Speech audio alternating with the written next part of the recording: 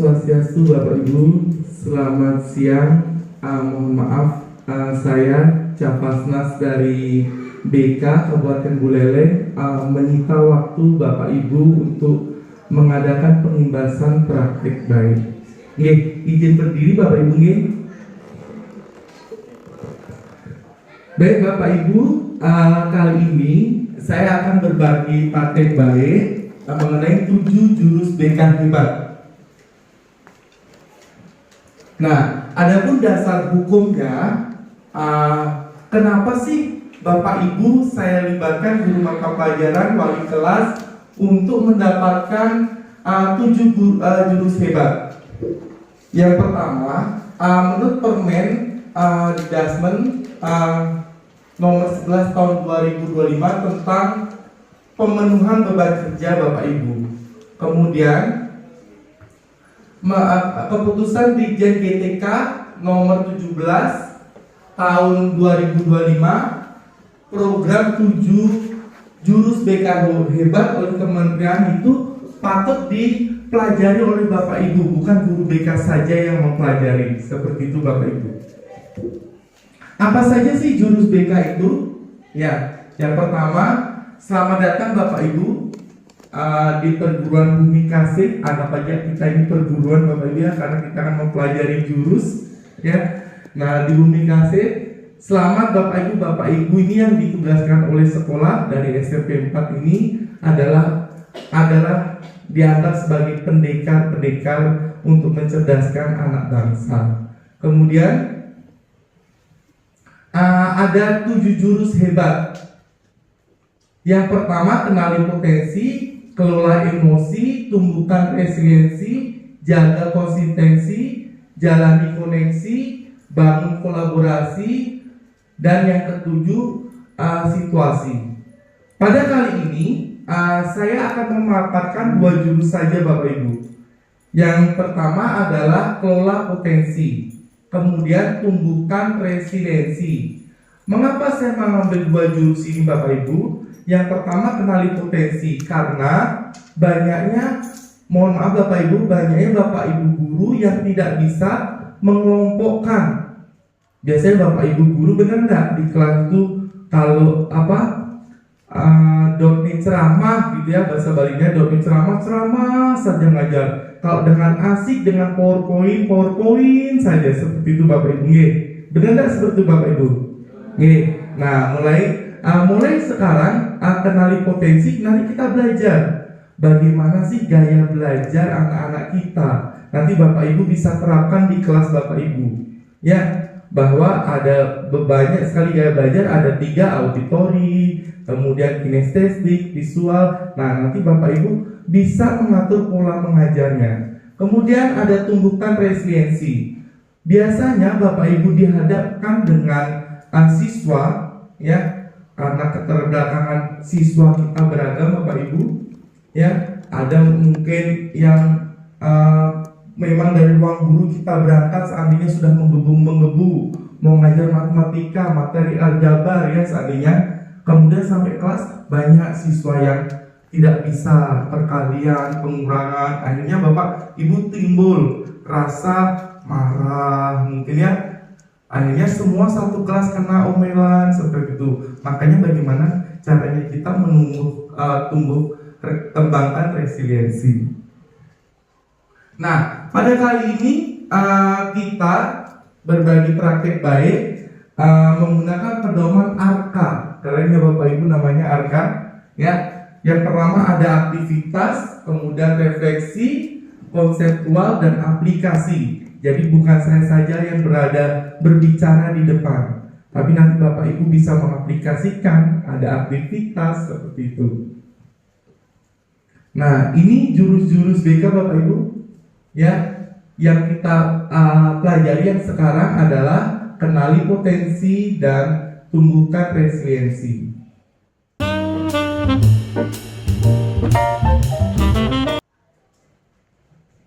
Ya, mari kita melangkah ke lembah putih ya, untuk mendapatkan ilmu yang pasti bersama Capasnas BK Kabupaten Buleleng. Baik, ya, kita berada di jurus Pertama Bapak Ibu, kenali potensi. Nah, seperti apa yang sudah saya sampaikan tadi, sistem kita adalah ARKA, aktivitas, refleksi, konsep, dan aplikasi. Nah, selamat datang para pendekar. Sekarang tiba di padepokan Telaga Air. Di sini kalian lebih mengenal diri untuk mengoptimalkan cara berpikir, merasakan potensi diri yang mengalir, mengoptimalkan energi yang baik semakin hadir selama melanjutkan perjalanan berhati-hati awas bergelincir. Nah, Bapak Ibu, kenapa sih potensi itu dilambangkan dengan telaga air? Kira-kira bisa nggak? Kenapa potensi itu dilambangkan seperti telaga air yang mengalir? Ada yang bisa Bapak Ibu? Kayaknya Bapak Ibu tegang-tegang ini semua ya. Nggak usah tegang ya Bapak Ibu ya. Kenapa Bapak Ibu? Potensi siswa itu atau dilambangkan dengan telaga air. Ada yang bisa? Ya, Pak Dimas silakan. Baik, terima kasih atas kesempatannya Bapak. Jadi kalau menurut saya, kenapa potensi siswa dilambangkan dengan telaga air? Jadi air itu merupakan kalau telaga itu kalau nggak kita dalami, kita nggak tahu seberapa besar potensi siswa. Sehingga kita sebagai guru, kita dapat melaksanakan misalnya seperti asesmen awal agar kita mengetahui bagaimana potensi-potensi yang dimiliki oleh siswa, sehingga ketika kita sudah tahu kedalamannya seberapa, kita dapat mengembangkan apa saja di dalam telaga itu. Seperti itu Pak. Baik, terima kasih. Berikan tepuk tangan Bapak Ibu untuk Pak Dimas.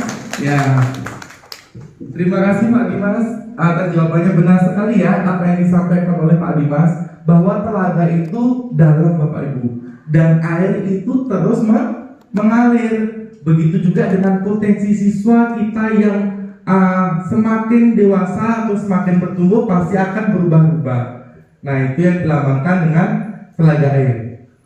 Baik Bapak Ibu, sebelum kita ke simulasi asesmen, saya punya lembar kerja.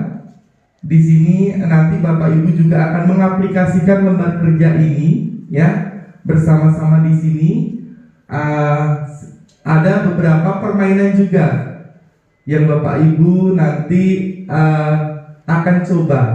Ya, saya minta tolong Pak Dimas untuk dibantu dibagikan ke teman-teman ini.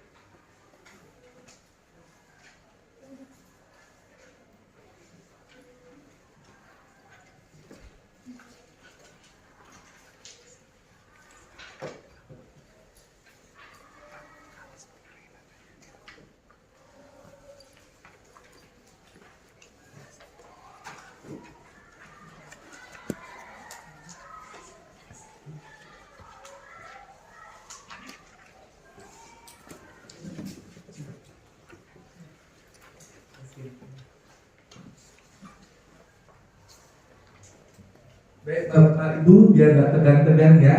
Nah, silakan Bapak Ibu mencari pasangan dua-dua, ya. Nah, silakan sweet. Kemudian siapa yang menang dia menjadi A, dan siapa yang kalah dia menjadi B. Bisa Bapak Ibu? Nih, silakan.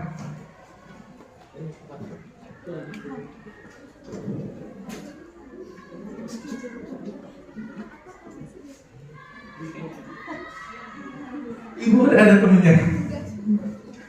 Boleh nggak bertiga ya, nanti gantiannya. Siapa yang menang Bapak Ibu? Yang kalah jadi B. Ya, Nah, silakan Bapak Ibu berdiri semuanya.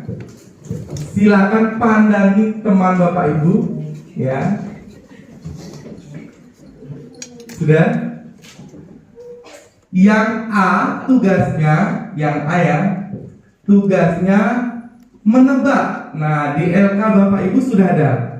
Tebakanku. Ada enggak seperti ini? Ya. Yang A menebak B. Tulis di jawaban yang tulis jawabanku. A berarti menulis di jawabanku, ya.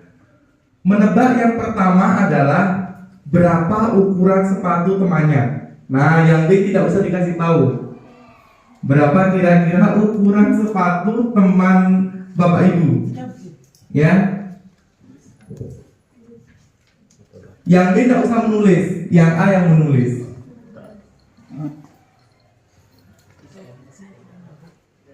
Kemudian yang kedua, berapa ukuran baju?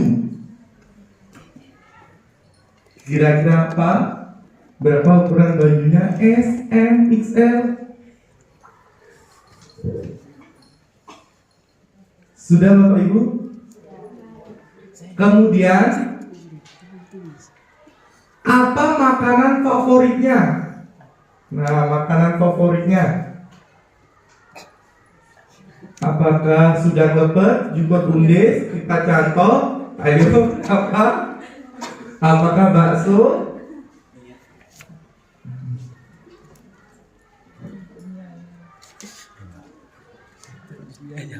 Sudah? Kemudian apa hobinya? Nah kira-kira Pak Dimas, Pak Bayu, apa kira-kira hobinya Pak Dimas? Jangan dikasih tahu ya. Sudah?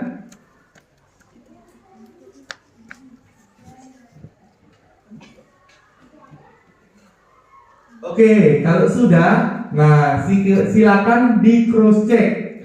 Kalau benar silakan dikasih tanda centang. Kalau salah silakan dikasih tanda kali. Silakan yang A meng-cross check yang B. Kira-kira benar enggak? Ya, kalau benar dikasih tanda centang, kalau salah dikasih tanda kali.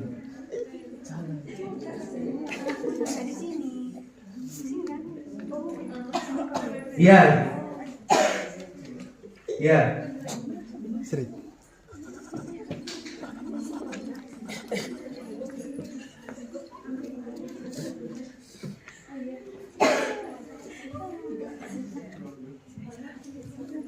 Sudah? Nah, sekarang kita balik. Ya, kita balik sekarang. Yang B yang akan menebak, tapi instruksinya berbeda. Ya. Yang B sudah. Yang pertama, kendaraan apa yang digunakan oleh teman Bapak Ibu?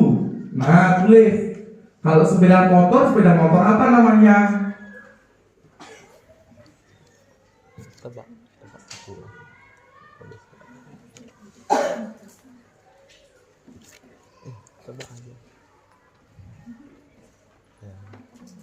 Sudah Bapak Ibu? Berapa ukuran celana temannya? Nah, 38, 28, atau boleh pakai XL, M.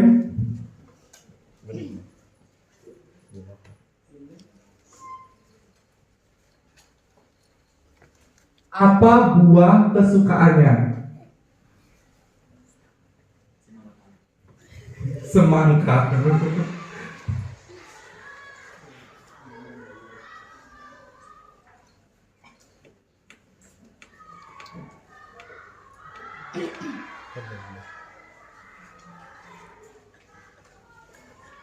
Sudah ya Bapak Ibu? Nggih, silakan di cross check. Apa sih yang begitu?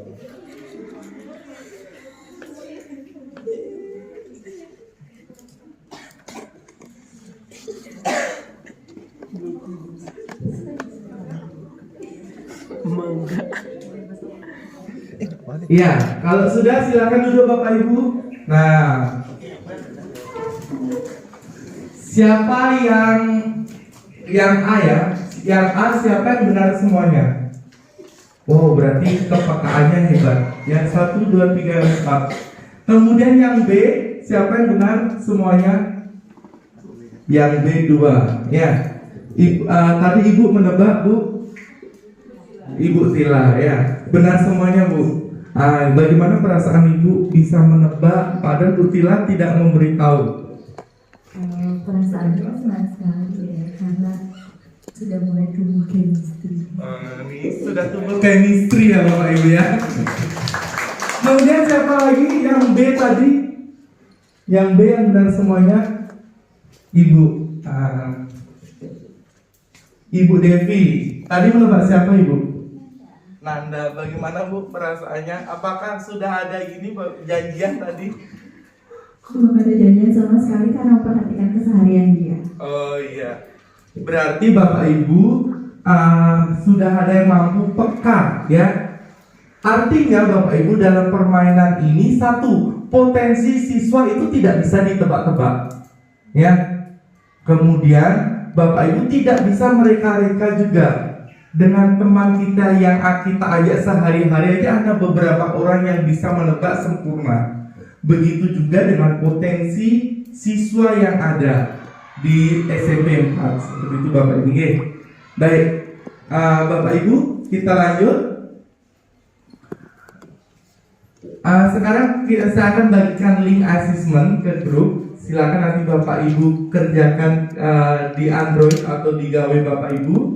Ada 3 link yang saya kirim. Yang pertama nanti Bapak Ibu akan kerjakan, yaitu tentang 8 kecerdasan majemuk. Ya, 8 kecerdasan majemuk. Kemudian Bapak Ibu tuliskan di LK juga. Ini ada seperti ini, ya. Di LK Bapak Ibu yang seperti ini. Nanti silakan dituliskan, ya. Sebelum mengerjakan link, Ibu boleh dibantu, jika ada sedikit konsumsi Bapak Ibu tangguhkan, silakan sambil mengerjakan, silakan dinikmati,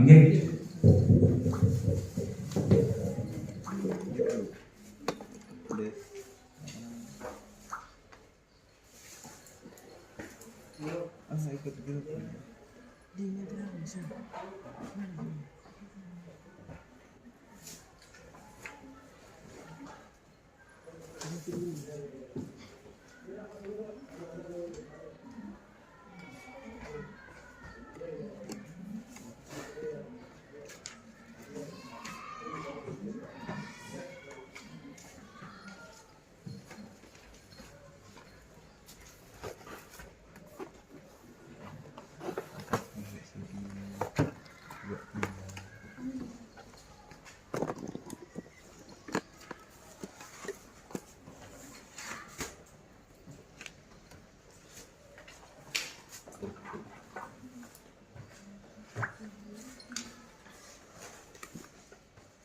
Baik Bapak Ibu, linknya sudah masuk ya. Yang di pertama Bapak Ibu silakan Bapak Ibu klik dulu. Silakan digeser.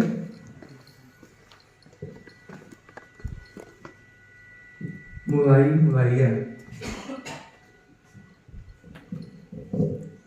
Nah itu ada beberapa pertanyaan.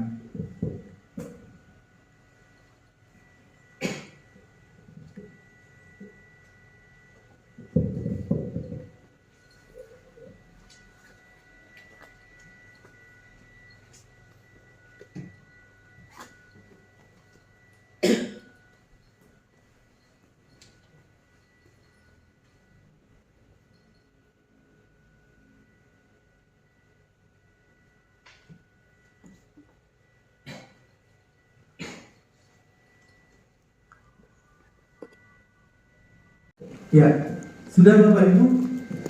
Sudah ada yang berhasil? Kira-kira cocok nggak? Cocok ya?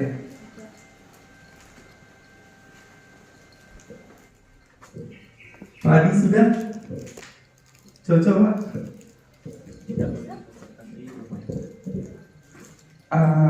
apa gini ya Pak? Naturalistik. Naturalistik sama Ini bacanya gimana? naturalistik sama satu ya naturalistik. Ya Bapak Ibu kalau sudah Bapak Ibu menerima hasil, nah di sini ada beberapa 8 kecerdasan. Silakan Bapak Ibu tulis di sini persentasenya.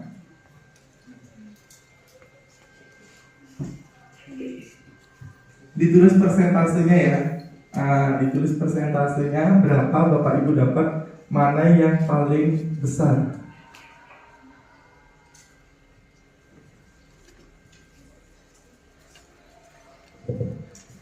Yang paling besar yang hitam itu Bapak Ibu di layar gawe atau layar laptop Bapak Ibu itu nanti diberikan tanda centangnya.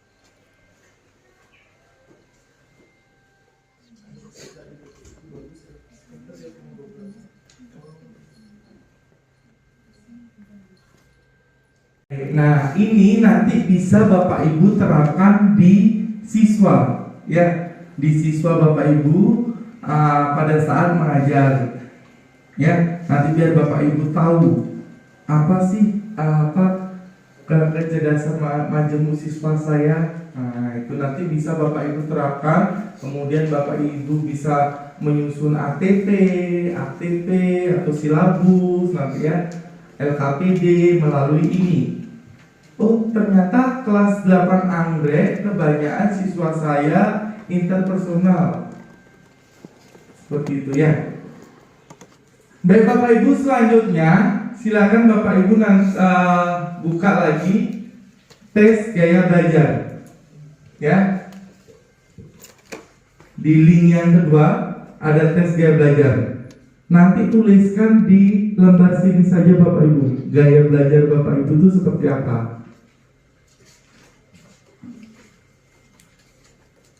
Silakan di sana diisi nama lengkap Bapak Ibu. Jurusannya cukup diisi SMP 4 karena ini link dari UM, nanti akan terekam ya. Kemudian kelasnya menggunakan kelas 8.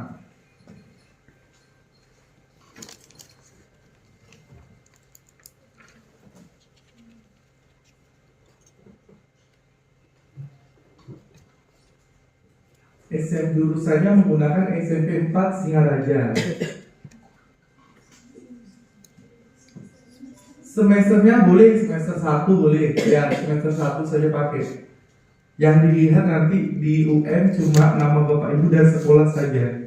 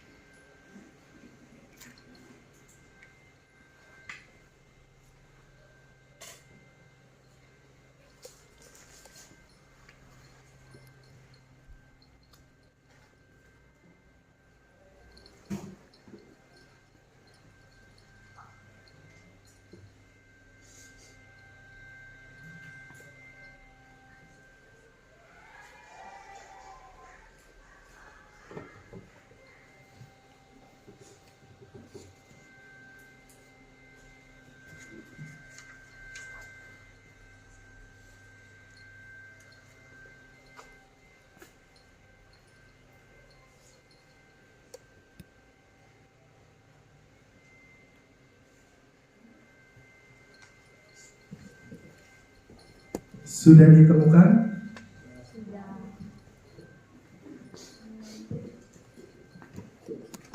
Cocok tidak dengan gaya belajar Bapak Ibu?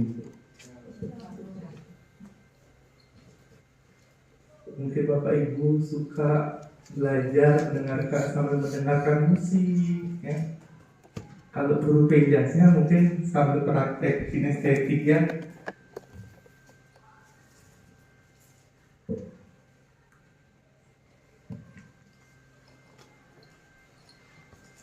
Silakan boleh dituliskan di belakang lembar tadi Bapak Ibu, ya.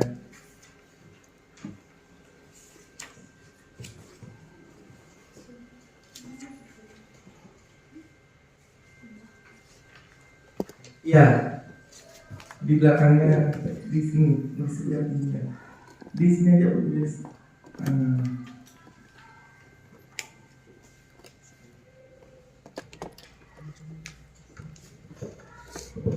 Ya, saya ada pertanyaan kepada Bapak Ibu.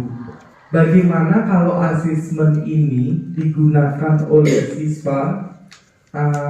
Kemudian, apakah Bapak Ibu nantinya akan bisa menerapkan dengan menggunakan pembelajaran mungkin dengan cara gaya belajar visual, apa kinestetik, apa auditori? Kira-kira bagaimana Bapak Ibu? Bagaimana kalau aplikasi ini diterapkan ke siswa? Kira-kira Bapak Ibu bisa menyusun strategi gaya belajar apa yang harus diampu. Seandainya di kelas 72 banyak siswa gaya belajarnya visual, kemudian Bapak Ibu strategi apa yang Bapak Ibu berikan? Kira-kira bisa Bapak Ibu nanti akan menyusun seperti itu? Bisa? Kalau kinestetik seperti apa strateginya? Ya, kira-kira bisa Bapak Ibu? Bisa, ya? Baik. Nah, ini ada penjelasan sedikit Bapak Ibu. Silakan Bapak Ibu perhatikan videonya tentang gaya belajar dan kecerdasan majemuk. Ada yang jago olahraga, tapi nilai pelajaran matematikanya biasa aja. Ada yang nilai matematikanya tinggi, tapi pelajaran seninya biasa aja. Kok bisa gitu ya, Kek? Jawabannya ada di video berikut.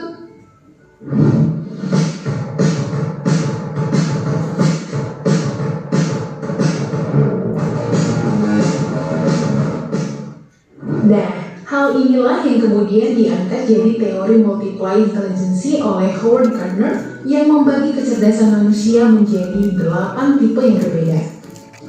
Di episode kali ini, kita akan membahas 8 tipe kecerdasan dan bagaimana pengaruhnya dengan gaya belajar setiap orang. Yang pertama adalah kecerdasan visual atau spasial. Jenis kecerdasan visual adalah tipe yang sering berkutat dalam industri kreatif dengan gaya belajar yang dominan menggunakan visual. Ciri-ciri orang yang memiliki tipe kecerdasan visual antara lain lebih tertarik oleh buku yang isinya didominasi oleh gambar, mudah menangkap data dalam bentuk visual seperti infografis dan video, senang menggambar, melukis, dan membuat visual arts. Tipe kecerdasan yang kedua adalah kinestetik atau fisik.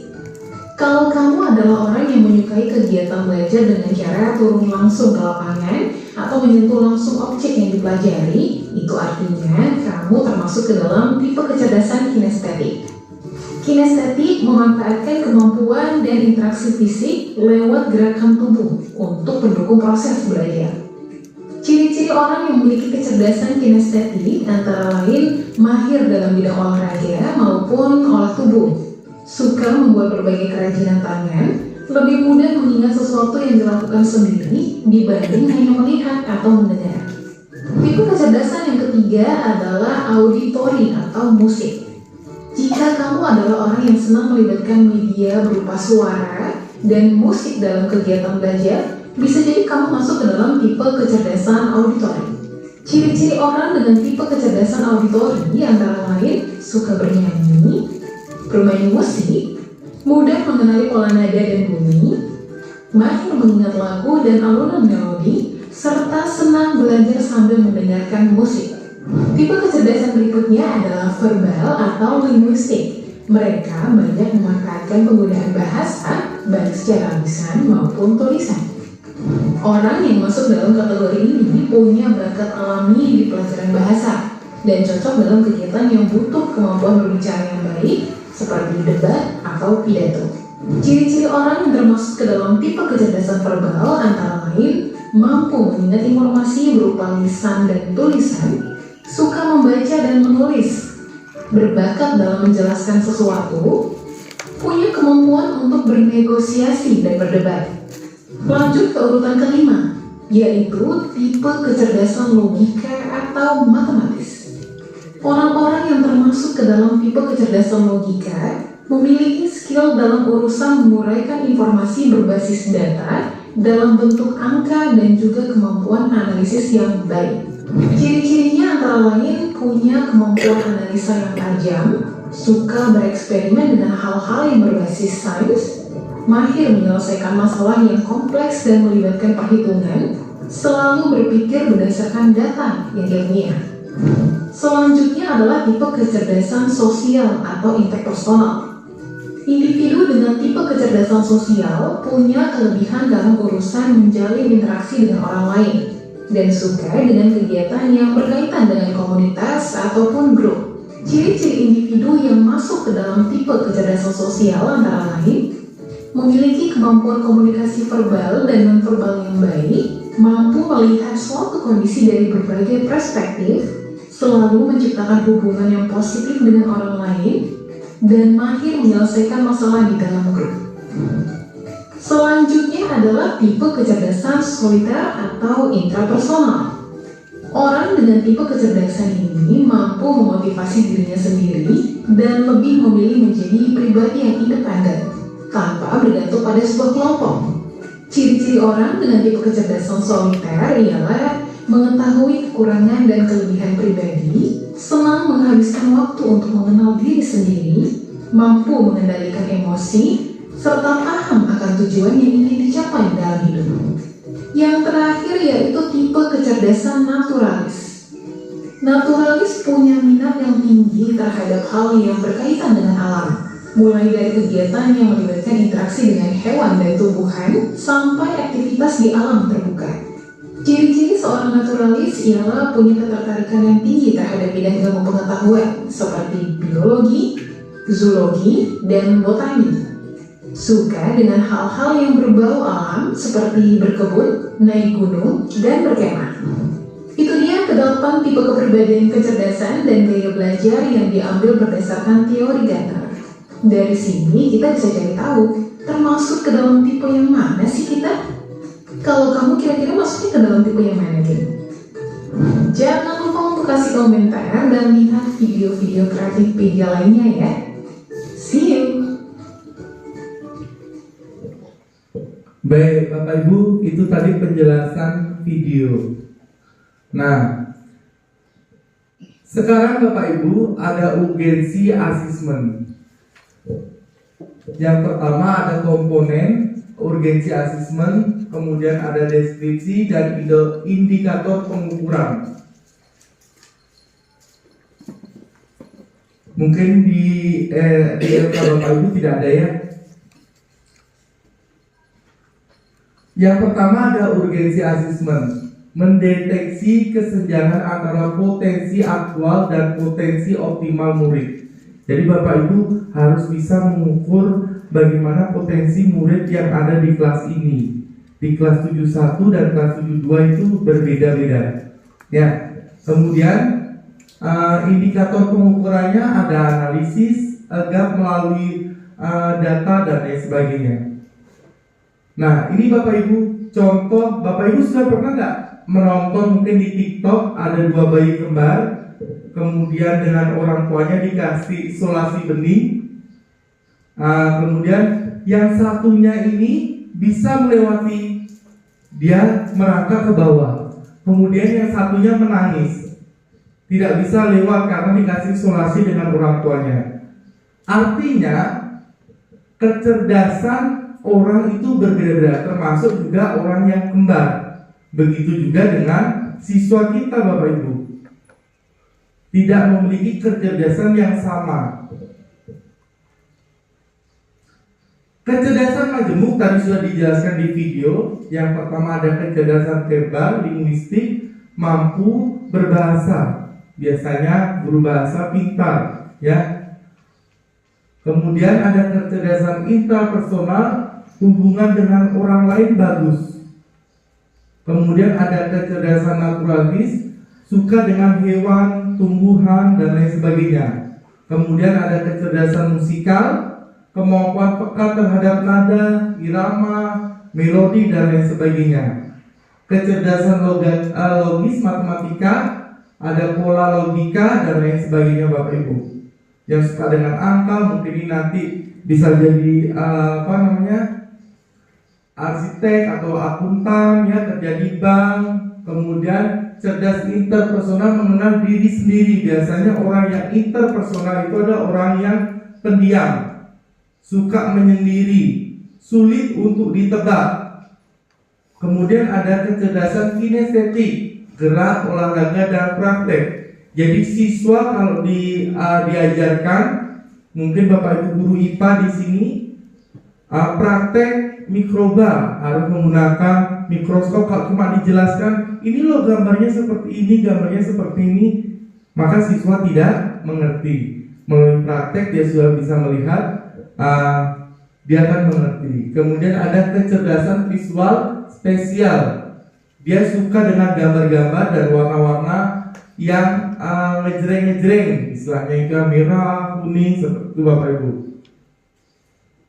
Nah, pada zaman dahulu Bapak Ibu, pemikiran kita terhadap murid itu, contohnya ada yang tradisional nih Bapak Ibu. Satu cara untuk semua murid. Kalau memang guru yang dulu, kalau sudah ngomong, Bapak Ibu pernah tidak merasakan guru Bapak Ibu dulu metodenya cuma menceramah aja, mengajar ini loh anak-anak ini. Tetapi zaman sekarang sudah berbeda.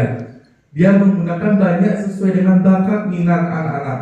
Contohnya yang kita lakukan seperti pada siang hari ini Bapak Ibu, ya, kita sudah ada LCD, menggunakan LCD, kemudian tidak lagi menulis menggunakan papan kapur, ya, seperti itu.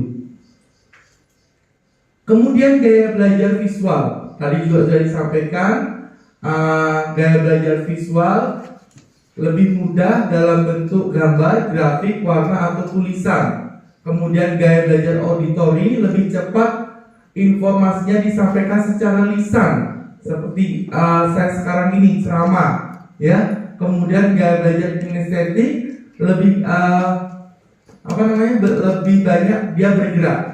Kemudian strategi apa yang cocok untuk siswa? Ini saya mempunyai beberapa strategi. Yang pertama untuk visual, mungkin saya akan menggunakan gambar, peta konsep, dan video. Kemudian strategi pembelajaran yang efektif untuk auditori, mungkin saya menggunakan diskusi kelompok, ya, tanya jawab, atau rekam suara. Kemudian kalau gaya belajar kinestetik, saya menggunakan edukasi, simulasi, eksperimen, atau bermain peran.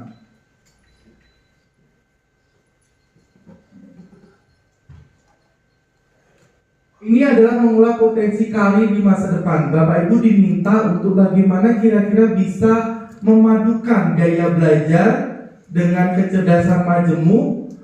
Kira-kira karir yang cocok untuk ke depan siswa kita seperti apa? Contohnya dia gaya belajarnya visual. Kemudian kecerdasan majemuknya kecerdasan majemuknya apa ya? Kira-kira cocok Bapak Ibu kalau visual? Spesial visual. Kira-kira karir yang cocok apa? Melukis, jadi pelukis. Kemudian kalau auditori, apa kira-kira Bapak Ibu? Musisi, ya. Nah, silakan nanti Bapak Ibu mungkin bisa menggunakan angket atau apa untuk menerapkan gaya belajar ini nantinya di kelas.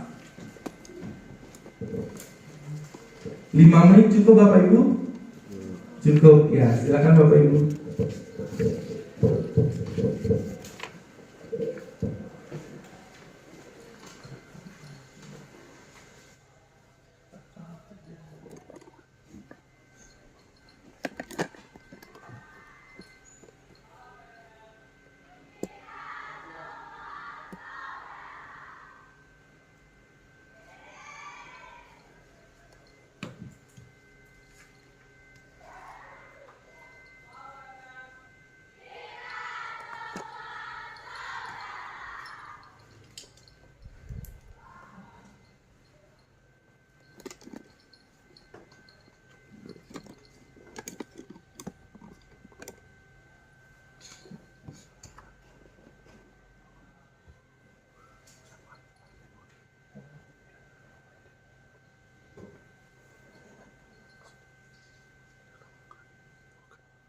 Baik Bapak Ibu sudah?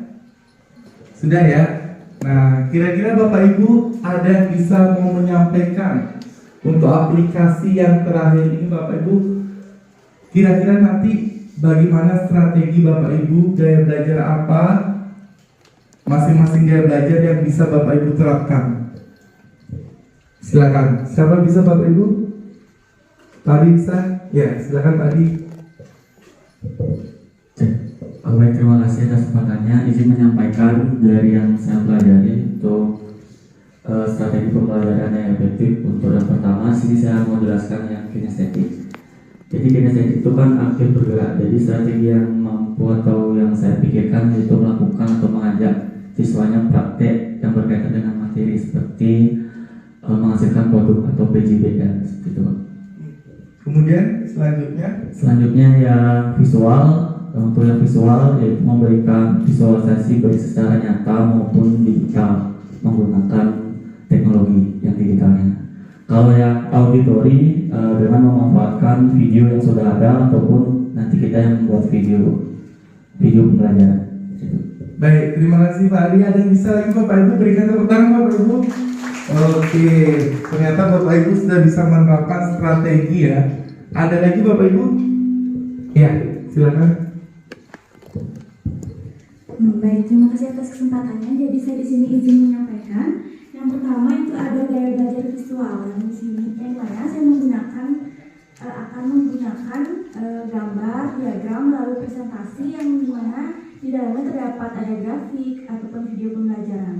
Lalu untuk gaya belajar auditorinya yaitu ada diskusi kelompok, tanya jawab, dan presentasi yang mana itu bisa melakukan pengulangan materi dengan cara membaca dan menjelaskan. Lalu belajar kinestetik yaitu melakukan praktik langsung atau eksperimen yang dimana seperti permainan edukatif atau kegiatan lapangan. Terima kasih. Baik, terima kasih ya. Oke Bapak Ibu.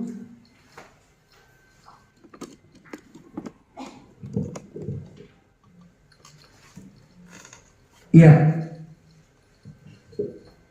Selamat pendekar, kamu sudah menguasai jurus pertama. Ya, ini adalah kartu pertama dari 7 kartu yang sudah terkumpulkan selama melanjutkan petualangan. Ya, jadi Bapak Ibu, jurus 1 sudah kita lewati bersama-sama ya. Nah, nanti selanjutnya saya akan menerapkan jurus yang ketiga tentang tumbuhkan resiliensi. Tapi sebelum itu kelihatannya Bapak Ibu guru tegang, boleh dinikmati dulu snacknya Bapak Ibu. Nggak usah tegang-tegang ya. Nah, saya sedikit ada ice breaking untuk Bapak Ibu biar Bapak Ibu nggak capek ya. Ice breakingnya tentang logika matematika Bapak Ibu ya. Nah, yang guru matematika pasti tahu ya, atau pasti mengerti tentang tambah-tambahan Bapak Ibu, tapi menggunakan gerak. Ya, kita berdiri ya. 1 ditambah 1 sama dengan 2. 2 ditambah 2 sama dengan 4. 4 ditambah 4 sama dengan berapa? 16. Kita lagi Bapak Ibu ya, lagi sekali ya. 1 ditambah 1 sama dengan 2. 2 ditambah 2 sama dengan 4. Saya bingung juga. 4 ditambah 4 sama dengan 8. Terus 8 ditambah 8 sama dengan 16. Oke Bapak Ibu.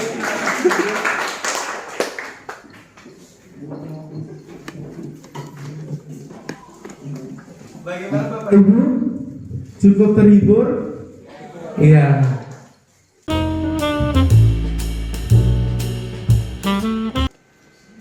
Baik, Bapak Ibu, kita akan menuju ke jurus yang ketiga, tumbuhkan resiliensi. Ya, pada jurus ketiga sama juga Bapak Ibu masih menggunakan arka. Nah, selamat datang di Bukit Kayu. Sebagai pendekar kali ini kamu akan belajar jurus tumbuhkan resiliensi. Siapkan diri dari konsentrasi, siluman figment menghindari tantangan akan menghalangi. Lawan dan kalahkan siluman itu sebagai tanda kamu sudah bisa menguasainya. Siluman apa Bapak Ibu? Kira-kira siluman apa itu ya? Nah, kenapa Bapak Ibu jurus yang ketiga ini tumbuhkan resiliensi itu kok dilambangkan dengan bukit kayu dan kita harus melawan figment? Mengapa kira-kira Bapak Ibu? Ada yang bisa Bapak Ibu?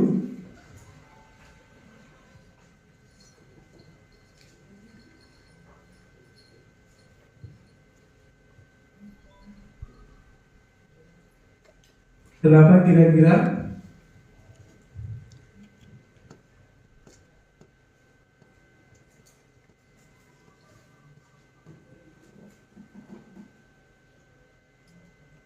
Iya, Pak Dimas.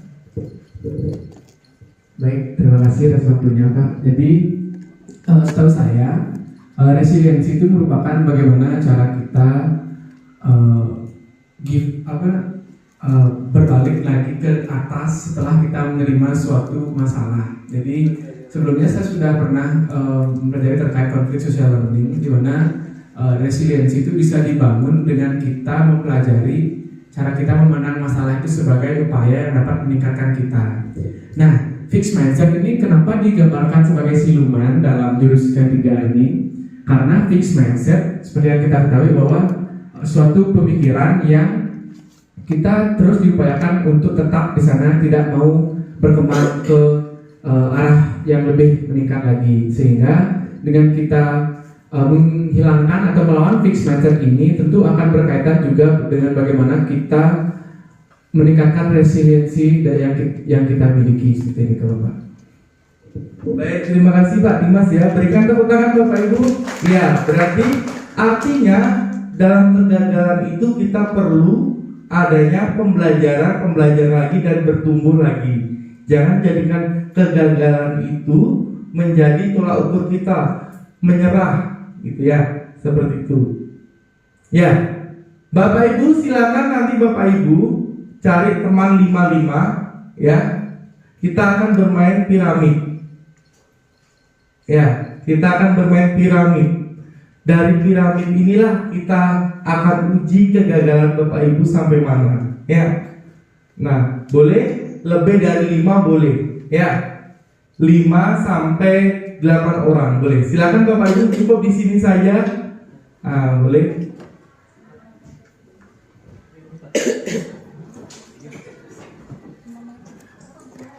Kurang lebih nanti ada 4 atau 5 kelompok ya, karena jumlah kita 30 orang.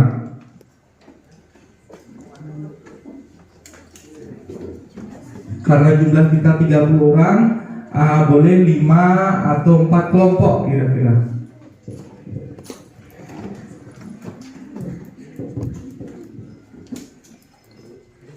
Sudah Ibu?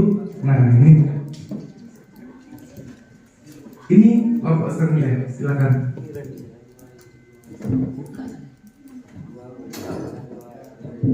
Boleh, silakan membentuk kelompok aja bingung Bapak Ibu ya.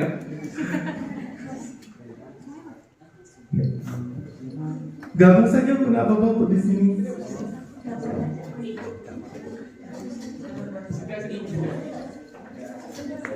Di sini juga boleh Bu. Silakan Bapak Ibu membuat piramid seperti yang ada di gambar.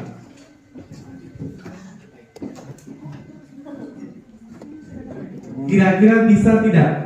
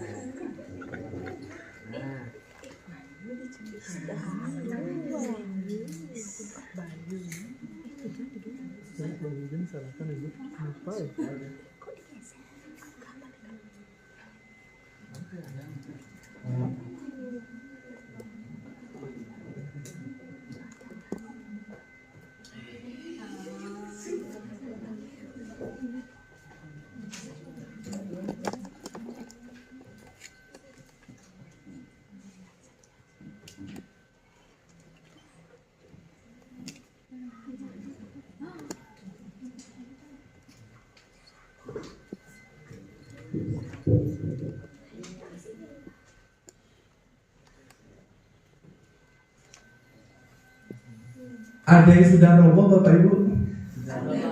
Oke, kalau sudah roboh, saya punya 3 lakban atau isolasi Bapak Ibu untuk membantu Bapak Ibu menyusun. Ya, silakan Bapak Ibu boleh gunakan ini untuk bagaimana caranya menyusun piramid. Boleh mau Bapak Ibu tempel atau bagaimana silakan. Boleh diambil di depan Bapak Ibu. Saya taruh di sini ya. Boleh.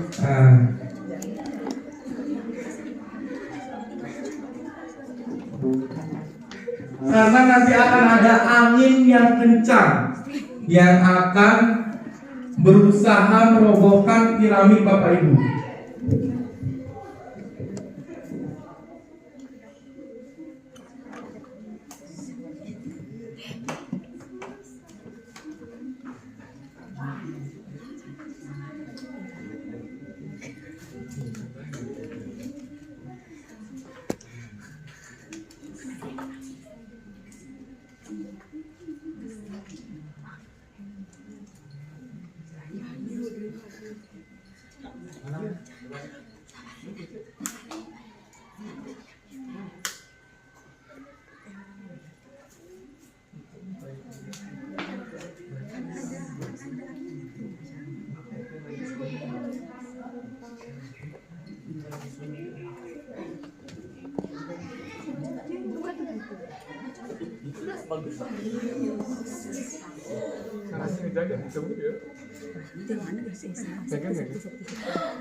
Tenang. Yuk. Bayu di. Ada.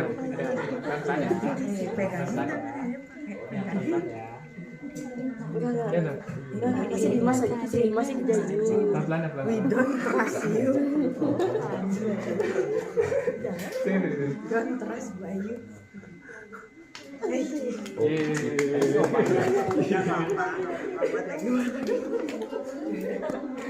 Sorry guys.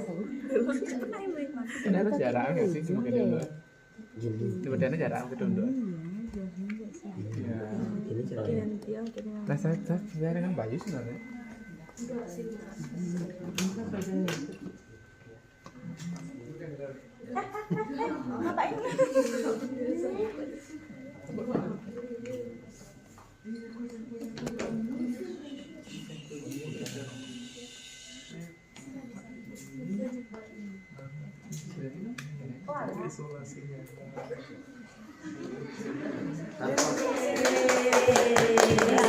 Ada angin, ntar ada angin yang kencang. Oh jangan, tidak boleh.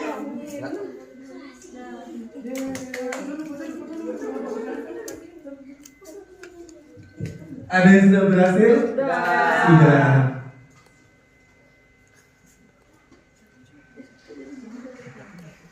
Silakan masing-masing kelompok siapkan satu orang yang menjadi angin puting beliung, ya. Nah, Mak Bayu aja jadi angin. ya. Tapi nanti dia tugasnya akan merecoh ke kelompok lain. Ya. Kelompok yang lain silakan lindungi piramid Bapak Ibu dengan angin itu, ya. Bagaimana caranya Bapak Ibu melindungi? Silakan.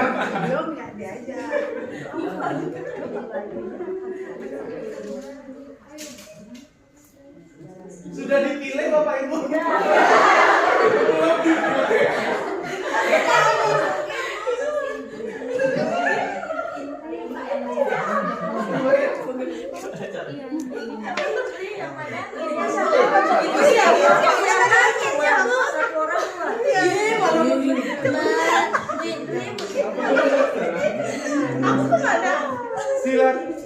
Silakan Bapak Ibu. Belum semuanya ya.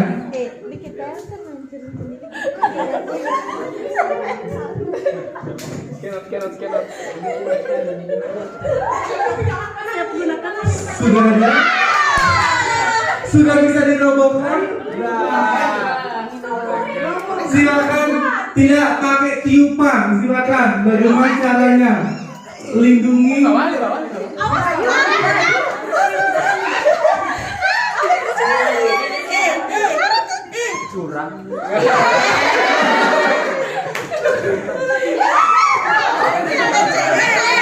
Pak Wali nggak bisa merobohkan ya?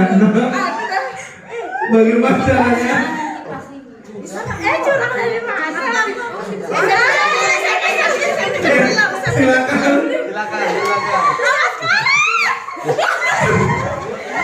Awas dirobohkan sendiri.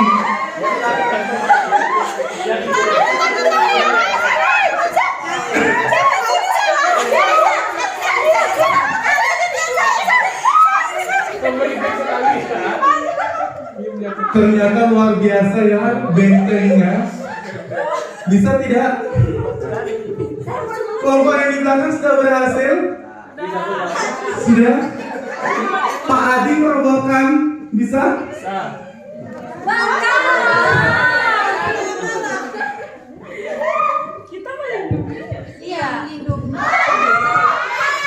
Oke, sudah berhasil merobohkan Bu? Iya. Ternyata anginnya semakin kuat.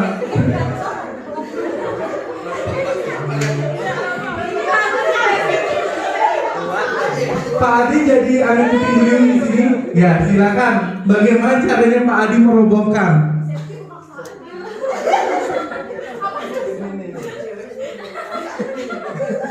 Banyak lemnya. Ini lagi di sampingnya di atas. Ya kalau dirobek ya semuanya.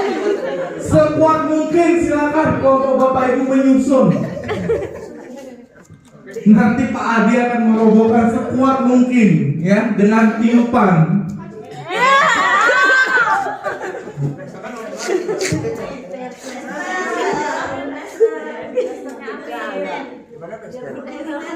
Di sana tadi Pak. Udah kuat banget ya.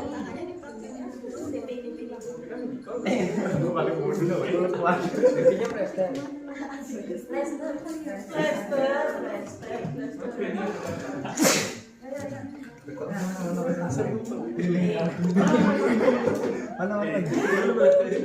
Mana lagi? Kelompok ini sudah gagal ya, sudah tidak bisa lagi karena sudah roboh. Tinggal kelompoknya Pak Adi dengan kelompoknya Bu Jui ya. Silakan.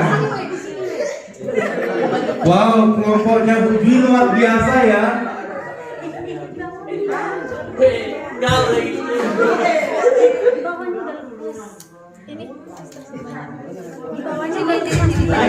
Wow, luar biasa kelompoknya Bu Jui ya. Dipasang di sini. foto nih.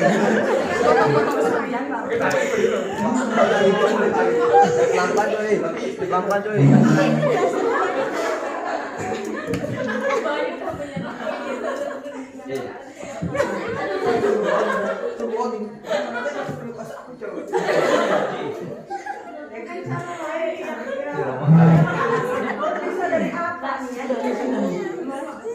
Keliling. Normal banget.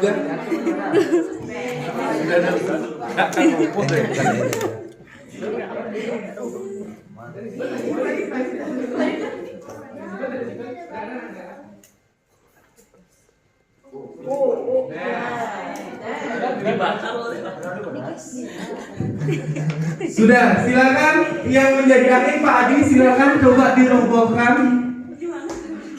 Nah, kira-kira bisa tidak dirobohkan? Dengan tiupan Pak Adi, tidak boleh dengan sentuhan. Dengan tiupan.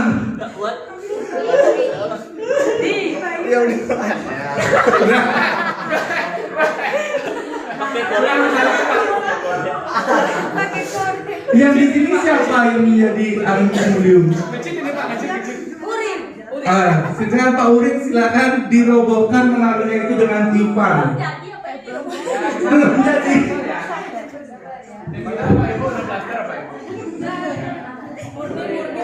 Alami aja kayak gitu. Ya.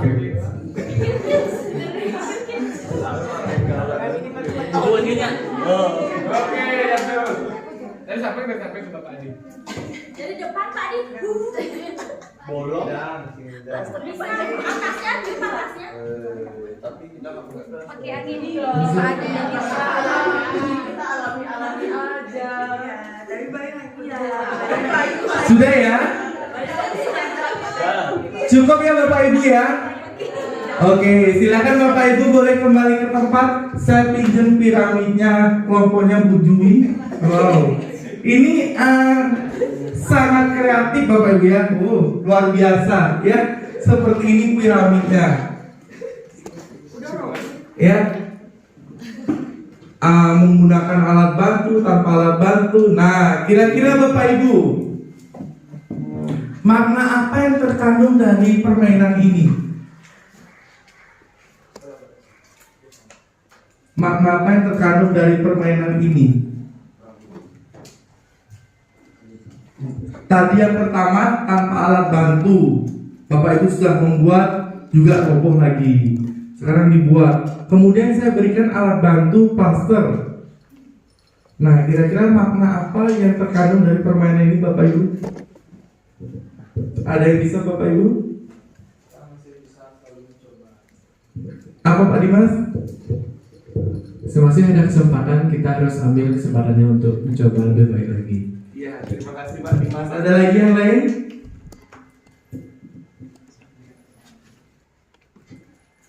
Yang pertama tadi Bapak Ibu tidak menggunakan plester, ya. Kemudian roboh. Saya bantu dengan plester. Akhirnya kelompoknya Bu Jui berhasil juga membuat piramid yang kokoh. Artinya setiap kegagalan pasti ada jalan keluarnya Bapak Ibu. Ya, benar nggak Bapak Ibu? Contoh Bapak Ibu yang sudah berkeluarga, megeringan sama istrinya di rumah, ya. Kemudian kalau yang belum berkeluarga, megeringan dengan pacarnya, cekcok, ya. Mungkin yang anak-anak labil saling serang sosmed, ya. Kalau tidak saling serang sosmed, diam-diaman, ya. Setelah diam-diaman, mungkin nanti Bapak Ibu memikirkan cara apa yang saya lakukan biar pacar saya luluh. Cara apa istri saya lakukan biar luluh. Begitu juga dengan siswa Bapak Ibu. Jadi kalau juga siswa kita di sekolah, kalau sudah mengalami kegagalan, bagaimana caranya kita menumbuhkan resiliensi siswa kita, dengan cara apa, dengan metode apa? Itulah yang diharapkan Bapak Ibu. Ya, di LK Bapak Ibu sudah ada piramid, ya.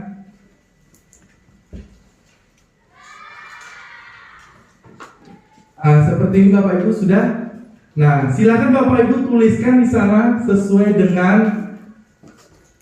Pertanyaan.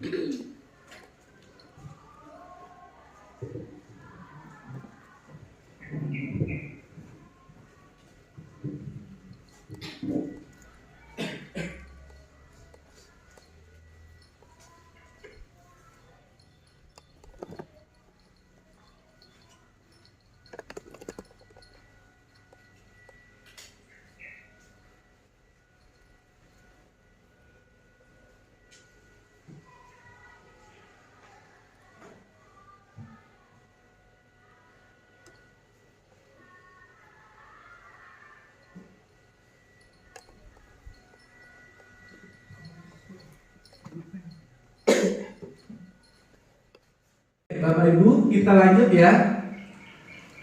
Nah, refleksi sudah tadi saya sampaikan. Nah, ini ada video apa itu daya lentingnya. Silakan Bapak Ibu ditonton.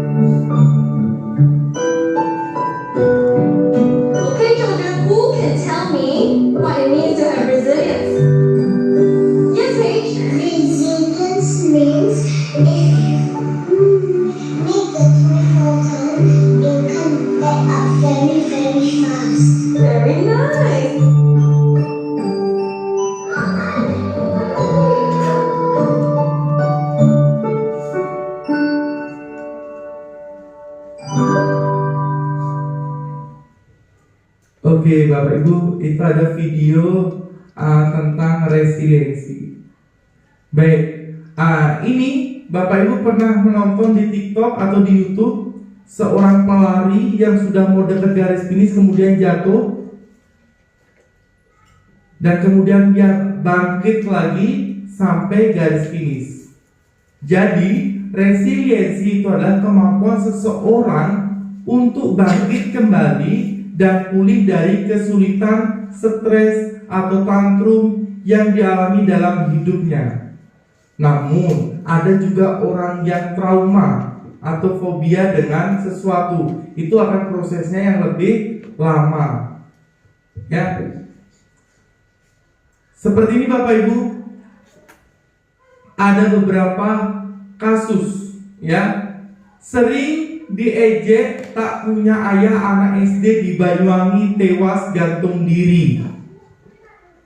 Kemudian tak tahan dibully, sebagian anak yatim siswa SD bunuh diri.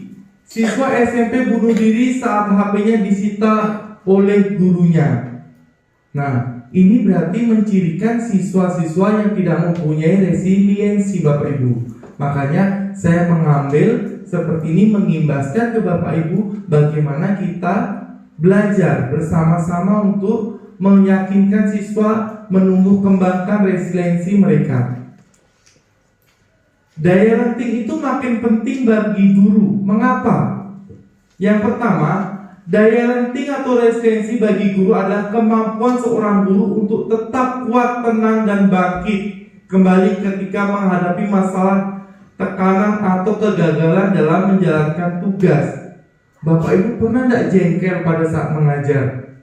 Ya, kita sudah buat bahan ajar yang sedemikian rupa, dari ruang guru Bapak Ibu sudah nanti saya di kelas seperti ini, tapi dengan kenyataan real di kelas yang penuh berantakan dan lain sebagainya. Itulah tantangan Bapak Ibu guru sebagai seorang guru untuk menghadapi siswa. Ya, kemudian artinya guru mempunyai resiliensi tidak mudah, tidak boleh seorang guru itu putus asa menghadapi muridnya yang sulit diatur. Beban kerja yang berat, belum dari kepala sekolah, ya seperti sekarang ini saya menjadi Capasda, belum beban kerja saya mengajar, belum beban kerja saya melakukan diseminasi, melakukan praktek baik dan lain sebagainya. Ya. Kemudian mengapa penting? Yang pertama, karena guru yang memiliki daya lenting akan lebih sabar menghadapi muridnya dengan berbagai karakter. Tidak mudah stres meski adanya banyak tuntutan. Tapi juga kita sadari Bapak Ibu ya, kalau Bapak Ibu banyak tuntutan, stres nggak Bapak Ibu?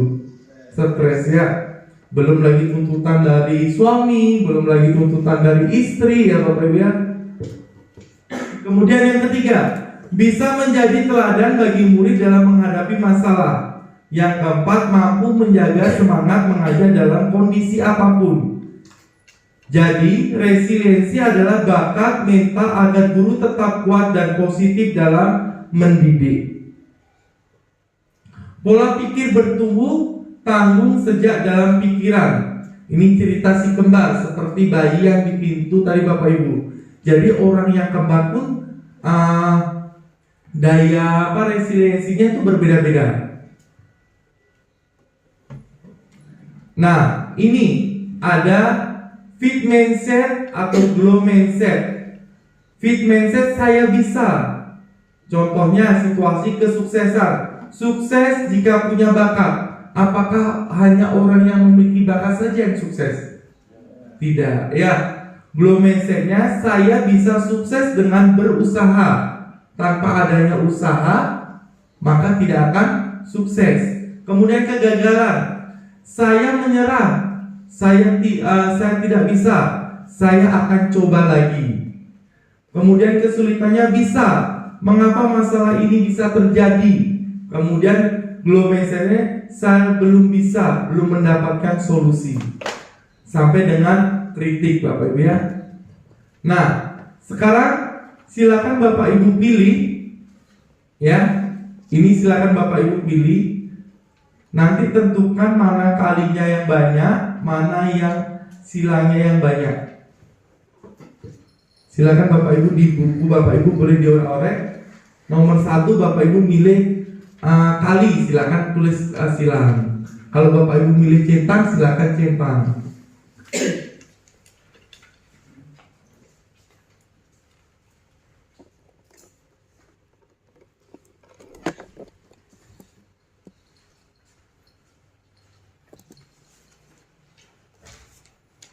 Ya, ini Bapak Ibu pilih. Yang mau pilih centang, silakan tulis centang nomor 1 centang. Kalau Bapak Ibu milih kali, silakan tulis kali.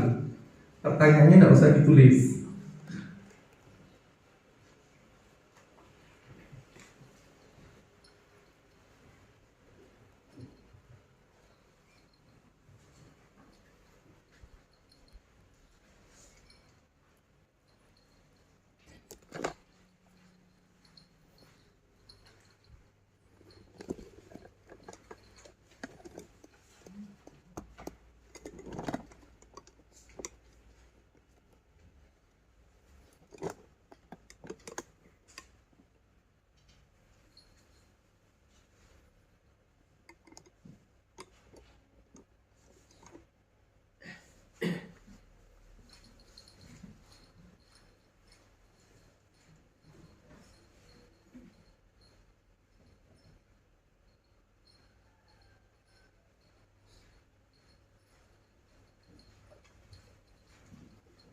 Sudah Bapak Ibu?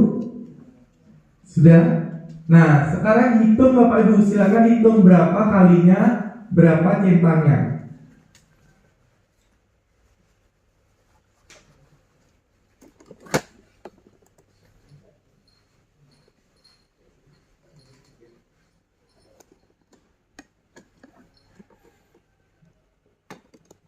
Sudah? Baik, jika sudah, sekarang kita lihat jawabannya. Yang kali itu disebut fixed mindset, yang centang itu disebut mid mindset.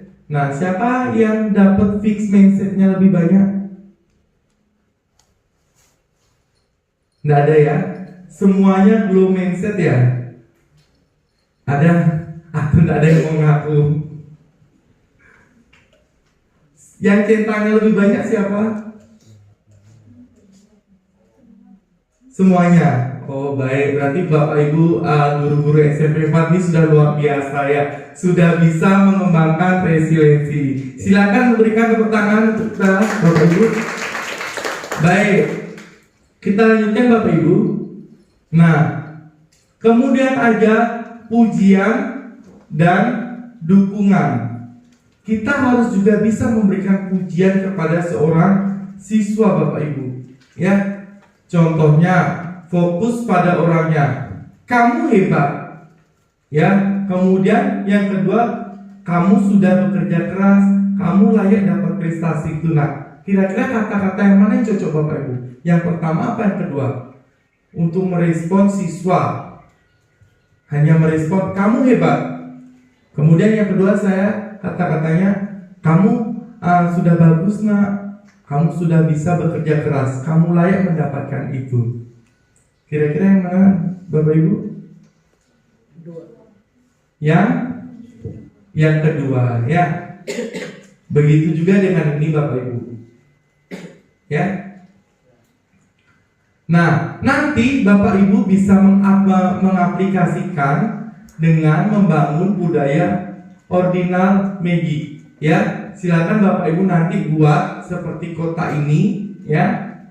Dalam konteks pendidikan nanti silakan kalau seandainya di BK itu ada kotak masalah Bapak Ibu. Jadi siswa kalau seandainya malu curhat, ya takut ketahuan dan lain sebagainya, boleh menuliskan. Kemudian ditaruh di kotak ini. Nanti setiap minggu guru BK akan membaca.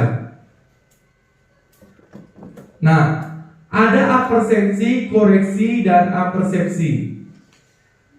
Ada Bapak Ibu tahu burger? Tahu ya? Di atas burger tuh ada apa ini Bapak Ibu? Biasanya ada roti, kemudian di tengah-tengahnya ada daging, ada sayur, kemudian di bawahnya ada roti. Sekarang tugas Bapak Ibu, bagaimana caranya Bapak Ibu membuat apersepsi, koreksi, dan apersepsi, tapi yang tidak menjatuhkan siswa. Contohnya, Bapak apersepsi kamu sudah mengarah kebaikanmu. Kemudian di tengah-tengah Bapak Ibu harus mengkoreksi pengalaman kamu agar kamu bisa mengurangi waktu nonton film. Silakan kamu kurangi menonton HP. Kemudian yang terakhir, pasti kamu bisa seperti itu. Bisa Bapak Ibu kira-kira membuat? Silakan dibuat Bapak Ibu ya. Nah, kita yang sudah terakhir Bapak Ibu, yang terakhir, praktik menguatkan murid yang mengalami kegagalan. Bagaimana caranya Bapak Ibu menguatkan kegagalan murid? Dengan menggunakan 4 validasi perasaan, kemudian nomor 2 pengakuan usaha, kemudian ketiga harus berpikir positif, dan yang terakhir tawarkan dukungan harapan. Silakan nanti Bapak Ibu di LK silakan dibuat.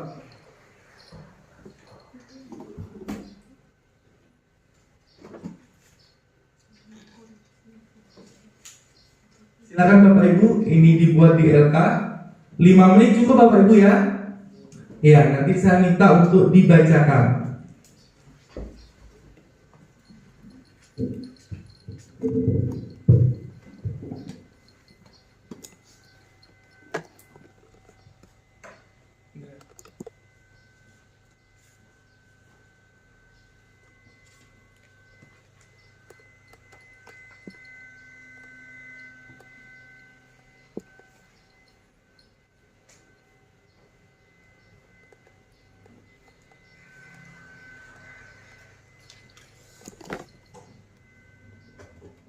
Ya, sudah Bapak Ibu?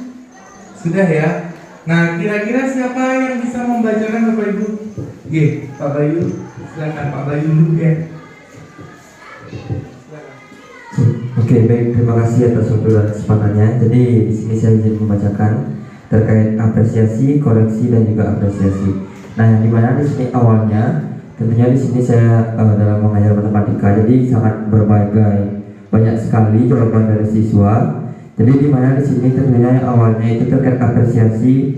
Nah, kamu sudah berusaha dengan baik, sudah menunjukkan kemajuan yang cukup meningkat seperti itu. Nah, untuk koreksinya akan lebih bagus lagi jika kamu lebih teliti dalam menjawab dan menambahkan penjelasan dari setiap jawaban tersebut. Nah, untuk apresiasinya lagi yaitu teruslah pertahankan semangat belajarmu. Saya yakin kamu bisa menjadi lebih baik lagi. Gitu saja, terima kasih. Ya, terima kasih. Berikan tepuk tangan Bapak Ibu. Lagi satu, silakan Bu. Baik, sebelumnya karena ini berdasarkan hasil pengamatan saya pada siswa yang belajar bahasa Inggris, Ibu apresiasi usaha kamu. Begitupun Ibu meminta kamu agar kamu untuk mengurangi atau menganggap diri kamu tidak bisa atau insecure dengan kemampuan temanmu saat belajar. Dan Ibu yakin dan percaya bahwa kamu bisa menjadi lebih baik lagi dari versi kamu sebelumnya. Iya, terima kasih Bu Devi. Nah, Bapak Ibu sudah bisa ternyata ya untuk memberikan praktek baik dengan teknik burger.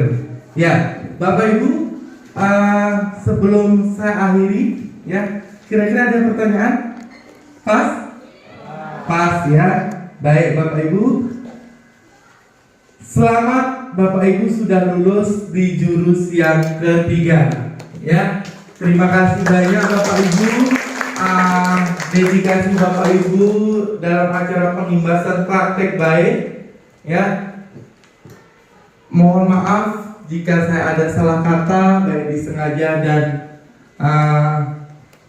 tidak disengaja. Mohon dimaafkan.